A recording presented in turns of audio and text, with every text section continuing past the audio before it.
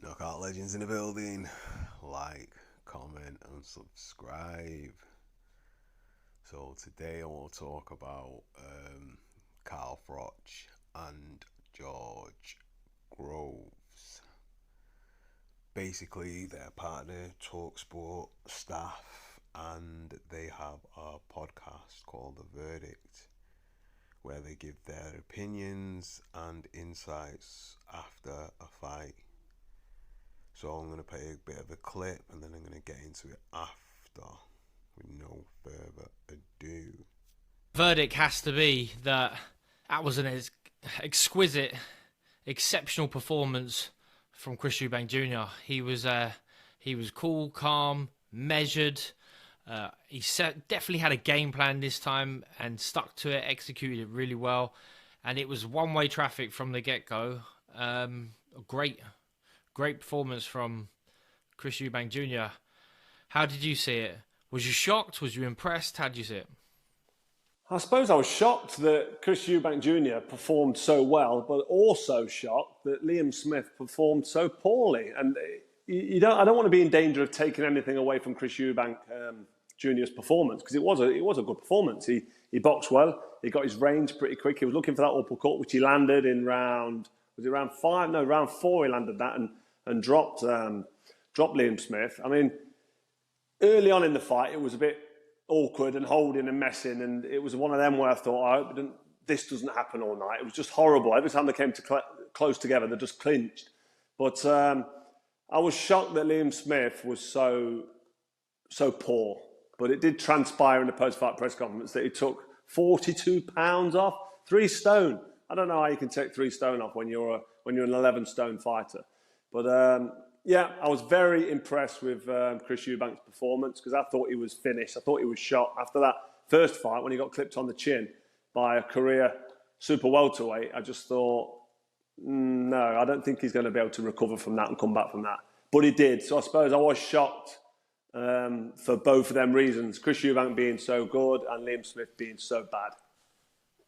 Yeah, I think you're right. I mean, Liam was flat. He said he was flat. He understands boxing enough to know how to think and feel, and it was really disappointing that he was so flat. But there was no urgency from him throughout the entire fight. There was no change of tack. And then after that knockdown in the 4th round, where he's getting caught with an uppercut, which is the shot that you can't be accepting of, because Chris Eubank loves to throw an uppercut. He loves the uppercut. They should have been in the whole camp.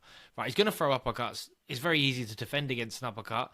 The uppercuts that are effective are usually after a barrage of punches, when either one of them is like starting to gas or start to feel the pace. But it comes early in the 4th round, early in the fight. And after that moment, for me, he'd gone from, you're wondering, is he building into the fight? Is he starting slow? Is he trying to set traps, to almost survival, really? But Eubank, to his credit, I think, you mentioned there that there was holding. There was a lot of holding in the first few rounds, and that was intentional from Eubank. Usually he knows people don't necessarily buy into that and want to see it, but he knew that was going to be effective for him. His jab was better than it has been before. And then, he wasn't letting Smith sort of get any rhythm in the fight, because as soon as he sort of let his hands go, he wanted to hold him. I think both of them were a little bit guilty of holding early on. I thought you're right. Eubank Jr. wanted to clinch up close. That was probably part of his tactics. But Liam Smith was happy to kind of hold. He got his head stuck in a little bit and started to get a little bit rough from round 2, 3, using a bit of experience. But I think that kind of made me think to myself, why is he holding? Is he holding because he looked a bit unsteady on his legs in round 1? I think his ankle went. He moved to the side, and he just didn't look good from the very outset, Liam Smith. And because he was holding up close, it took the thought of me thinking, is he shot to bits here? Because some fighters, they walk to the ring, and from round 1, you can see they've got no chance. They've done the weight wrong. They're tired, and they've got no punch resistance. But you can't always see that if there's no punches being thrown or landed. And Liam Smith never really got hit with much because of the clinching early on. But as soon as the clinching stopped after that round 4 knockdown, by that lovely executed uppercut from Chris Eubank Jr., I just thought to myself, he was kind of masking it from the beginning. He's always been like weak on his legs from round one, and that uppercut that dropped him proved it, because it was a nice uppercut, let's be honest, but it wasn't a big knockout shot. Chris Eubank's not a big puncher. He's very tough and strong, but he's not going to hit you with one uppercut and knock you out. He landed about 7 or 8 of them uppercuts in the previous fight, didn't he? In round 4 or round 5? He had a really good round and landed loads of uppercuts consecutively. It was no different to any of them, and Liam Smith stood up to them. So I just think Liam Smith was that badly weight drained. He'd done the weight that poorly. He was so tired and drained. I just think that he was hanging in there and just surviving from the outset, and even more so from the knockdown in round 4 when he got clipped on the chin. I was really, really disappointed with Liam Smith's performance. Was you as disappointed as me with Liam's performance?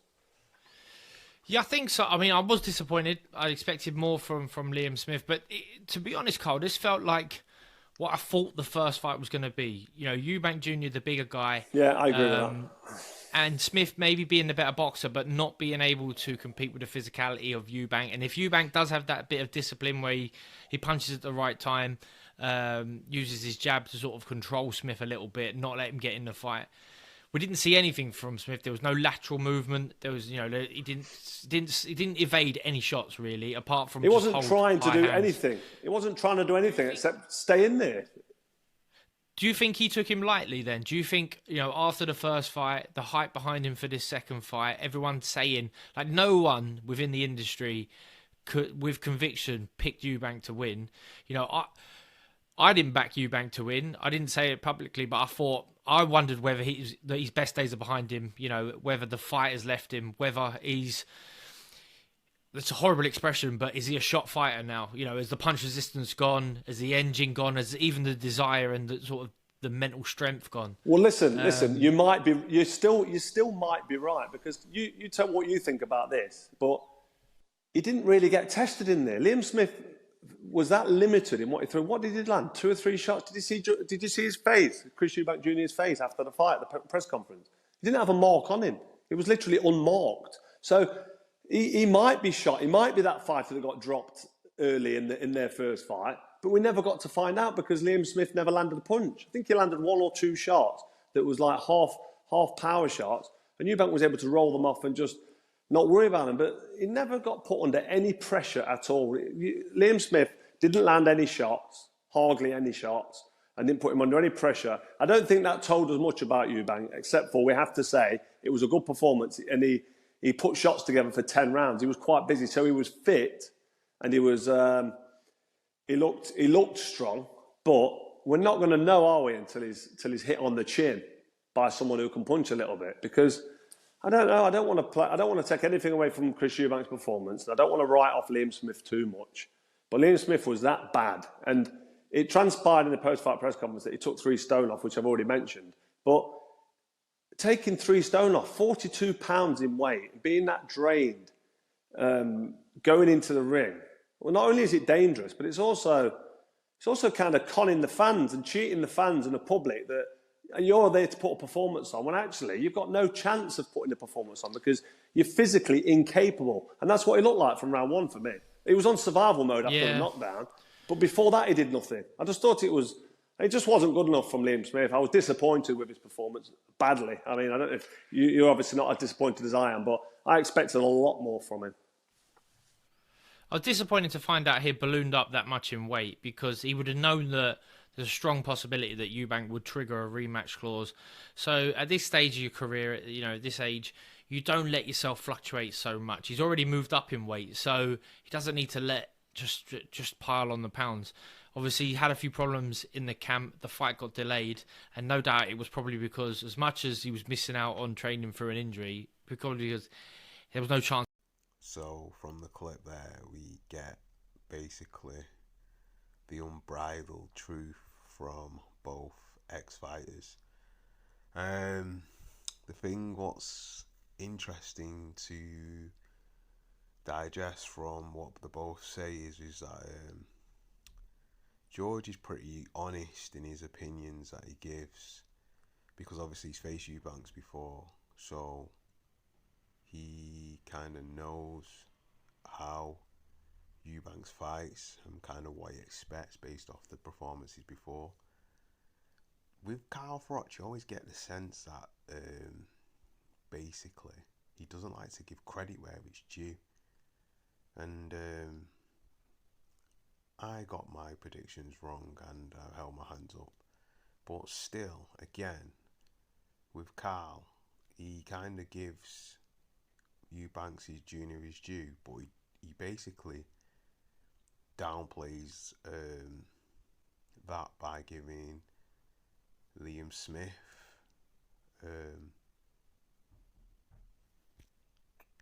like I was saying, I always get the impression like certain fighters he likes to put down, and then he says things like, "Oh, they got smashed to bits," and this, that, and the other. And I think to myself, Carl, you've been smashed to bits. You know, Kessler smashed you to bits. Didn't Ward smash you to bits as well? You know, fair enough. He avenged the Kessler fight, but that's what he was known. That was his trademark, for getting smashed to bits and then coming off the deck and then coming back and winning. That's why we liked Froch. But sometimes the criticism, it seems a bit too personal.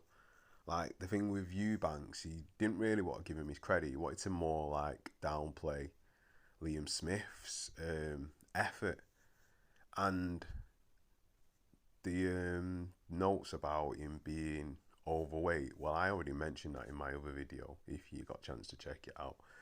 But anyway, it was a total cash out. Liam Smith. That's why I call him beefy. You know, he gets too big when he's not fighting in between fights. So, and he's greyer than grey. I'm not being wicked, but like maybe he has gone old overnight, and maybe Chris did have either, I don't know, bad weight drain or bad camp the last time, or didn't take him seriously, or whatever. Maybe he was overconfident, and that contributed to his downfall in the first fight. You know, so.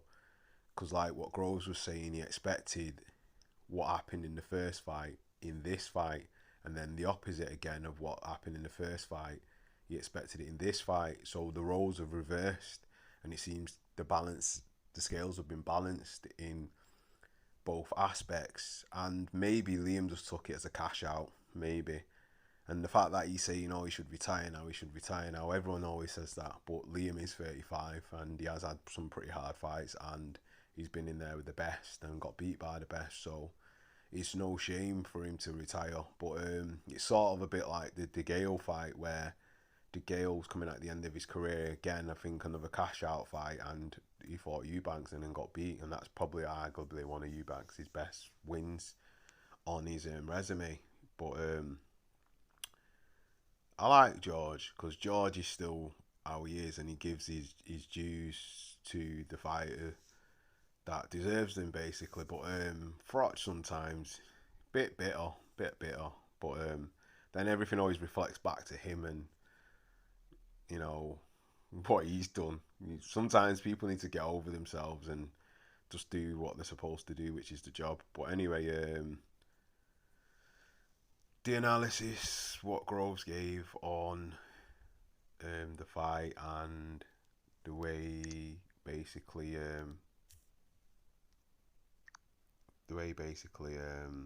Chris performed, he was honest, and